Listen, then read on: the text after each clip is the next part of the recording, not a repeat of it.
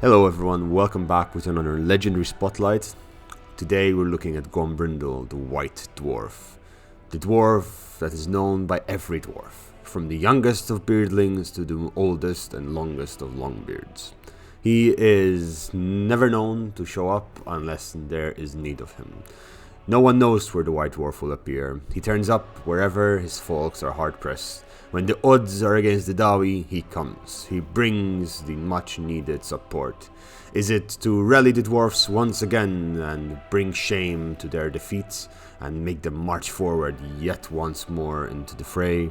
Is it to show them paths through the mountains? Is it to simply turn the tide of battle back in the dwarfs' favor? He is a dwarf that no one knows where he comes from, but he is also a saga of hope for the Dawi. The White Dwarf starts at Kazakarak in Total War Warhammer. He has essentially this same start as Thorgrim Grudgebearer, so I will not be doing a legendary guide for him, as it is essentially the same, if not easier, because I believe Grombrindal is a much stronger dwarf. As a faction effect, every single character in the Dawi army gets 60% evasion chance when using the underway. Fighting against the elves, you get 20% weapon strength because he hates the elves, and he can call upon the power of the ancestor gods to help him.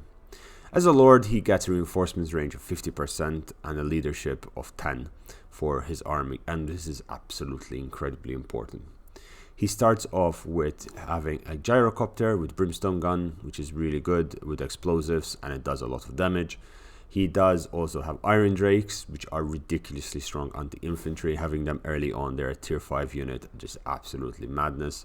And miners with blasting charges, they are good. They are a good frontline unit, and the blasting charges against the early goblins and orcs are going to do a lot of damage. Starting off as Grombrindal and at Kazakarak, you have to your right, you have Garshank in the Bloody Spears. To your left, you have the Forest of Gloom, but also you have some allies. You have the Barakvar at Varanka Hills, and you have Eikendorf with the Border Princes over there. They're going to be your steadfast allies in this madness that will follow. You are going to be faced with a number of challenges as you move along. The first things you're going to have to take care of is the Bloody Spears with the Pillars of Grungi and Mount Crookhorn. You need to take them back under your control to have a completed Silver Road. Eventually you'll need to move down all the way and take care of Grimgor Ironhide and Black Crag, which is found down here, as otherwise you're going to be faced with endless hordes of orcs, and that is not going to be fun.